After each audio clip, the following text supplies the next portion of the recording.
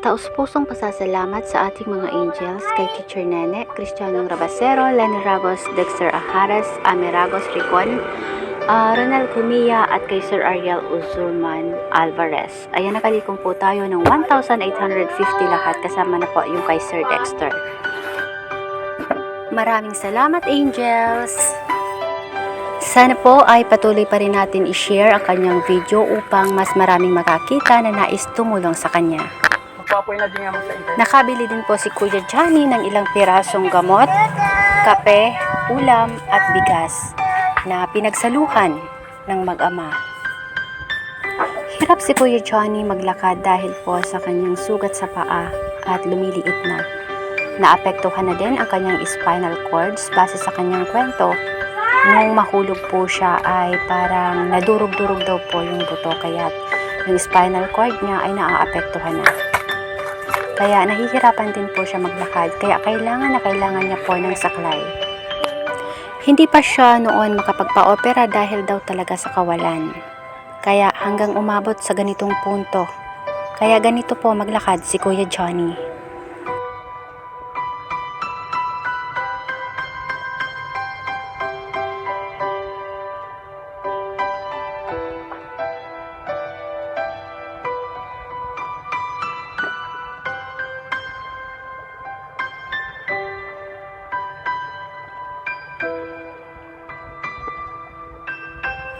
Sana po ay may nakakakita dito at may mag-donate ng saklay para kay Kuya Johnny para tulong po sa kanyang paglalakad. Ayan, sa kabila ng kalungkutan at kahirapan sa buhay ay nagagawa pa rin ni Kuya Johnny umiti. Ganyan talaga tayong mga Pilipino, di ba?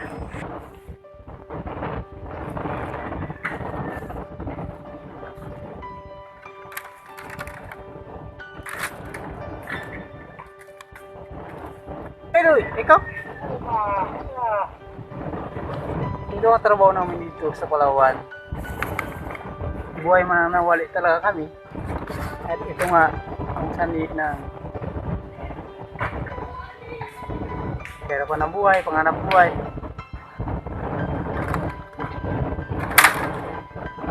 Panliling ng bahay. At minsan hirap din talaga manguha nito. Minsan nasulubatan kami sa mga kamay namin. At kulang din talaga pantawid ng hanap buhay. So kung kita namin sa isang rolyo ng ganito, wala halos talaga. Kaya kagaya ng pamilya namin, ito magawa na talaga ng buo sa wali. Sobrang hirap. Sobra kung pamilya ito kung gawin. Ginaganto, nilalalapa. Tapos nakamura ng kuha sa amin ang bilihin. Kaya hindi namin kayang tapatan bilhin sa marketplace, kagaya ng mga bigas, yan ang mga goods. Magkano lang isang rolyo sa wali sa amin? 5 meters, kinukuha sa amin minsan 250 peso. Hindi yung bigas naman napakamahal, 60 to 70 peso. Ngayon, iad mo naman yung pambili ng ulam, wala na talaga. Ulam. Kami dito sa Sitio Iratag, Community of Tribal Tagbanwa. Ganito talaga ang buhay namin. Napakahirap. Nadarama ko ang hirap ni Kuya Johnny. Kasi kung tayo nga, nakakagalaw, nakakatrabaho, walang dinaramdam na sakit sa katawan, siya pa kaya?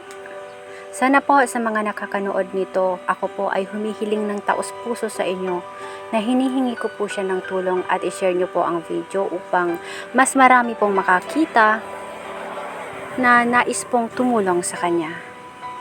Maraming salamat po sa mga nagbahagi ng tulong at magbabahagi pa. Kung meron naman po kayo kahit ano na pwede nyong ipaabot kay Kuya Johnny, i-message nyo lang po ako. Maraming salamat po.